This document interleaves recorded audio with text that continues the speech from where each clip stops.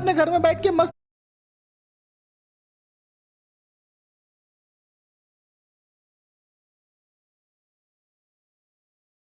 तो आज सुबह सुबह मैं अपने घर में बैठ के मस्त मजे से टीवी देख रहा था,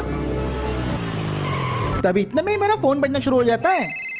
चेक करता हूँ तो मालूम पड़ता है कि ये तो मेरे स्कॉर्पियो वाले दोस्त का फोन है। तो मैं उसे फोन उठा के बोलने लगता हूँ, और भाई कैसा है, बड़े दिनों के बाद याद किया। तो वो मुझे बोलने लगता है, भाई जल्दी से मेरे घर पे आ जा। ये सुन के मैं उसे बोलता हूँ कि भाई आता हूँ, लेकिन हुआ क्या है। अरे ज्यादा सवाल जवाब मत कर, जल्दी से आ, जल्दी बोलो, मतलब जल्दी, अब भी कब भी आ। ठीक है भाई, मैं आ रहा हूँ, इतना बोल के मैं फोन रख देता हूँ। अब ना जाने कौन सी मुसीबत आ गई होंगी कि वो इतनी इमरजेंसी में मुझे घर बुला रहा है। वो तो अब पहुँच के ही पता चलेगा, तो इसलिए मैं फटाफट अपने घर से निकलता हूँ। फिर उसके बाद बाइक पे बैठ के उसे स्टार्ट कर देता हूँ, लेकिन हेलमेट लगाना तो बिल्कुल भी नहीं भूल सकते, क्योंकि पुलिस बहुत स्ट्रिक्ट हो गई है। और फिर बाइक को लेके मैं अपने घर से निकल पड़ता हूँ। अब पूरे रास्ते में काफी ज्यादा घबराया हुआ था, क्योंकि मेरा सारा ध्यान मेरे दोस्त की सेफ्टी में था। फिक्र मत करना मेरे दोस्त, मैं आ रहा हूँ। अब मैं जल्दी ड्राइव करके उसके मोहल्ले की तरफ पहुँच गया था, जहाँ पे मुझे कुछ पुलिस की गाड़ियां दिखे। पुलिस ने तो लिटरली शूटआउट में एक बंदे को मार दिया है। मुझे लग रहा था कहीं इसमें मेरे दोस्त का तो कोई लेना देना नहीं, लेकिन जैसे ही मैं अपने दोस्त के घर पहुंचा, मेरा सारा के सारा टेंशन निकल गया, क्योंकि यहाँ पे तो अलग ही सीन चालू था। हाँ ये वाले एक पोज में ले, हाँ एक और पोज बढ़िया, हाँ गाड़ियाँ आनी चाहिए अच्छे से, हाँ ये वाला पोज भी ले, बहुत बढ़िया, एक नंबर, हाँ ऐसे फोटो ले। अब मैं अपने दोस्त के पास जाके बोलता हूँ कि भाई क्या हुआ, तूने इतने इमरजेंसी में मुझे क्यों बुलाया। तो वो मुझे बोलने लगता है, अरे सॉरी भाई, वो क्या है ना, मैंने नई नवेली गाड़ी ली है, तो सोचा कि तू आएगा तो मैं तुझे पेड़े खिला दूंगा और हम थोड़ी पार्टी वार्टी भी कर लेंगे। तो मतलब भाई बस ये बात के लिए तूने मुझे यहाँ पे बुलाया है। अरे नहीं भाई, सिर्फ ये बात नहीं है, वो एक्चुअली ना मेरी दादा की खेती की जमीन बिकी है और मेरे हिस्से में भी तगड़ा पैसा आया है। अरे वाह भाई, क्या बात है, कांग्रेचुलेशंस। एक तुम्हारे दादा है और एक मेरे दादा थे। अब मैंने एक सेल्टोस उठा लिया, एक आईफोन भी उठा लिया, लेकिन सोच रहा कि अब पैसा इन्वेस्ट करूं। ये बात तो तेरी एकदम सही है भाई, क्योंकि पैसा जितना भी हो एक दिन जरूर खत्म हो जाता है। तो फिर तेरे पास कोई आइडिया है क्या? अब ये बात सुनने के बाद मैं उसे बोलने लगता हूँ, देख भाई, मैं अगर तेरी जगह होता तो मैं अपने पैसे से और पैसा बनाने की कोशिश करता।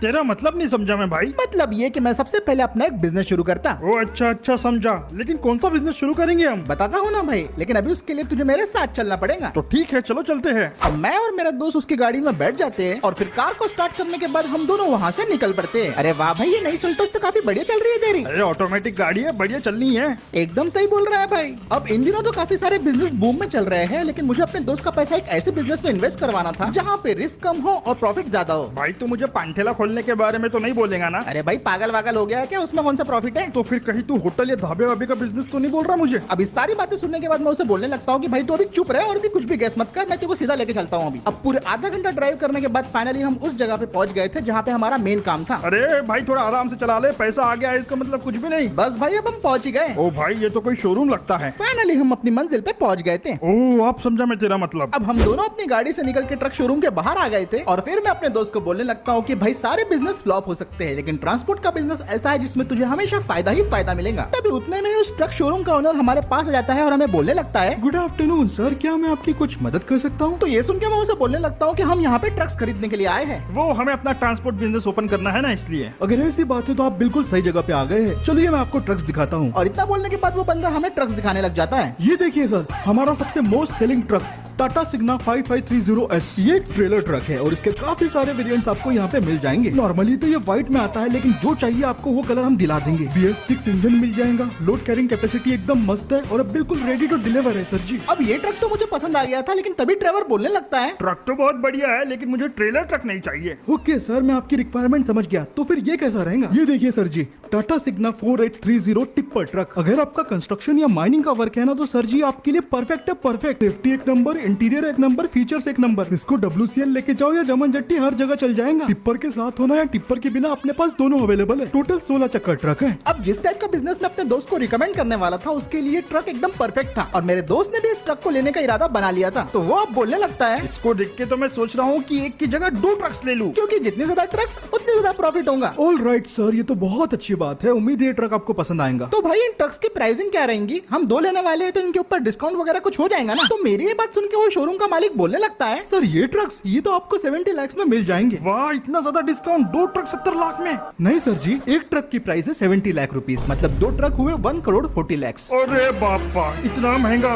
भाई अगर महंगा लग रहा है तो चलो एक काम करते हैं, सिर्फ एक ही ट्रक ले लेते हैं हम। भाई तो समझा नहीं, 2 छोड़ में एक ट्रक के लिए 70 लाख दे ही नहीं सकता, ये मेरे बजट के बाहर है। अगर ऐसी बात है तो हमें कोई दूसरा तरीका निकालना पड़ेगा भाई। सर जी अगर आपका बजट का इशू है तो मेरे पास एक और चीज है आपके लिए। ये देखिए सर, टाटा की 16 wheel brand new BS6 cowl all chassis ये सिग्ना के आधे प्राइस में आपको मिल जाएंगी, लेकिन काम ये पूरे करवा के देंगी। और ये चैसी को देख के मैं समझ गया था कि यही वो चीज है जिसकी हमें जरूरत थी। इसको पहली नजर में देख के ऐसा लग रहा था कि सिग्ना की बॉडी, टिप्पर और इंटीरियर निकाल के फेंक दिया गया हो, लेकिन अभी हमारे बजट के हिसाब से सबसे ज्यादा परफेक्ट यही होने वाली थी। अब मुझे तो ये चैसी बहुत पसंद आ गई थी और बाय करने का मैंने प्लान भी बना लिया था, लेकिन तभी ट्रेवर बोलने लगता है, अबे तूने हमको हुतिया हुतिया समझा क्या कि कुछ भी ढांचा वाचा बेच रहा है हमको? सर मैं मतलब नहीं समझा आपका, चैसी तो ऐसी मिलेंगी ना। अबे ऐसे आधे ट्रक को कौन बेचता है? देख के तो ऐसा लग रहा है इस ट्रक के किसी ने कपड़े उतार लिए। उसके बाद मैं ट्रेवर को समझाने लगता हूँ कि देख भाई, ये ट्रक लेना अपने लिए सबसे ज्यादा फायदेमंद रहने वाला है, क्योंकि इस ट्रक को हम जैसे चाहे वैसे मॉडिफाई करके बनवा सकते हैं, और सबसे बड़ी बात भाई, इसमें अपना खर्चा भी बचने वाला है। ठीक है भाई, तू गाड़ा घोड़े के बारे में ज्यादा जानता है, इसलिए तेरे भरोसे ये ट्रक ले रहा मैं। ऑल राइट सर, तो क्या आप इन ट्रक्स को लेने वाले हैं? हाँ, हम ये चैसी वाले 2 ट्रक्स लेंगे। ओके सर, मैं आपका पेपर वर्क अरेंज कर देता हूँ। हेलो,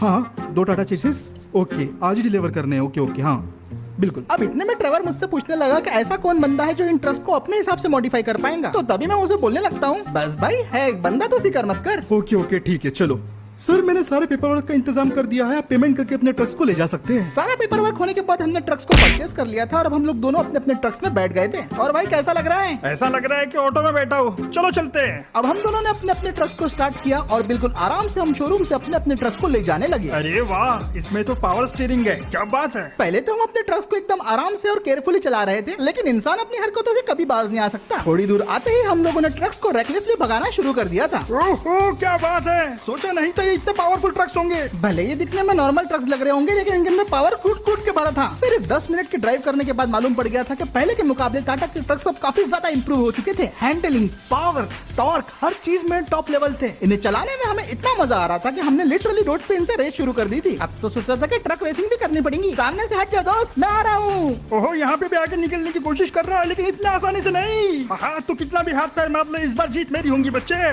वो तो वक्त ही बताने वाला था भाई। अब हमारी मस्ती तो ऐसे चलती रहती है चाहे कोई भी गाड़ी हो, लेकिन फाइनली हम लोग अब ड्राइव करके पहुंच जाते हैं बबलू मैकेनिक की वर्कशॉप पे, क्योंकि यही वो बंदा था जो इन ट्रक्स का पूरी तरीके से हुलिया बदल सकता था। और इन ट्रक्स को तो सिर्फ और सिर्फ बॉडी वर्क की जरूरत थी, चैसी तो इनकी परफेक्ट थी। अब हम दोनों ने ट्रक्स को गैरेज के अंदर पार्क कर दिया था और बबलू मैकेनिक फिर बोलने लगते हैं, और मूसा भाई आज तो सीधा ट्रक ही लेके आ गए तुम। अब मैं बबलू मैकेनिक को अपनी पूरी सिचुएशन समझाने लगता हूँ और ट्रेवर भी सारी बातें समझा देता है कि ट्रक्स को किस तरीके से मॉडिफाई करवाना चाहता है वो। बेसिकली हमारा एम ये था कि इन दोनों के दोनों ट्रक्स को हमें सिग्ना के अंदर ट्रांसफॉर्म करना है कम से कम प्राइस में। बबलू मैकेनिक पहले काफी देर तक सोचते हैं और फिर उसके बाद वो बोलने लगते हैं, ओके मैं समझ गया, मतलब इस चेसी के ऊपर तुम्हें सिग्ना की बॉडी और टिप्पर चाहिए, यही है ना? भाई इंटीरियर भी मिल जाए तो ठीक रहेगा। हाँ वो चटाई वाली सीट अच्छी नहीं लगी। ठीक है, तीनों ट्रक्स मिला के 15 लाख लगेंगे, बॉडी, इंटीरियर और टिप्पर का वर्क हो जाएगा इसमें। अब ये प्राइस सुनने के बाद मैं ट्रेवल से पूछने लगता हूँ कि भाई तेरे को ये चल जाएगा ये प्राइस? थोड़ा ज्यादा तो है भाई, लेकिन चलो मेरे बजट के अंदर ये। चलो बबलू भाई, दिया तुमको पैसे, शुरू कर दो तुम काम। ठीक है, तो काम शुरू करते हैं। अब हमारे ट्रक्स के ऊपर जोरों शोरों से काम होना शुरू हो गया था। बबलू भाई ने तो ऑलमोस्ट अपने वर्कशॉप के सारे वर्कर्स को हमारे काम पे लगा दिया था। सबसे पहले जो ट्रक की चेसी में एक्स्ट्रा पार्ट्स को लगाया जाता है, एक्सटीरियर का मेजरमेंट लेके नई बॉडी के लिए वेल्डिंग वगैरह की जाती है, लाइट्स और वायरिंग के लिए ट्रक की चेसी के अंदर काफी सारे चेंजेस भी और एक्स्ट्रा वायर्स को ऐड किया जाता है, और साथ ही जो चीजों की जरूरत नहीं थी उन्हें निकाल दिया जाता है। पूरे 3 दिनों तक हमारे ट्रक्स के ऊपर इसी तरीके से काम चलता रहता है और फाइनली पूरे 3 दिन के बाद हमारे ट्रक्स तैयार हो जाते हैं। और जब हमने ट्रक को पहली नजर में देखा तो यकीन करना मुश्किल था कि ये वही ट्रक्स है जो हम यहाँ पे छोड़ के गए थे। तो ये लो मूसा भाई, जैसे तुमने कहा था, दोनों के दोनों ट्रक्स को हमने कन्वर्ट कर दिया है टाटा सिग्ना 4825 टीके में। आज तक बबलू भाई ने जितने भी रिस्टोरेशन वर्क किए हैं उन सब में सबसे ज्यादा भयानक और इम्पॉसिबल वाला वर्क यही था। मतलब इन ट्रक्स को कितनी बार भी देख लो ऐसा लग रहा था कि ये सीधा शोरूम से इधर आए हैं। ट्रेवर का मुंह तो खुला के खुला रह गया था, लेकिन वो अंदर ही अंदर बहुत ही ज्यादा खुश था, क्योंकि इन ट्रक्स के ऊपर फिनिशिंग इतनी ज्यादा अच्छी की गई थी कि एक एक पार्ट बिल्कुल ओरिजिनल लग रहा था। कोई भी ऐसे डुप्लीकेट करने का तो सवाल पैदा नहीं होता। हम तो ट्रक्स को देख के अभी शौक में थे ही, लेकिन फिर उसके बाद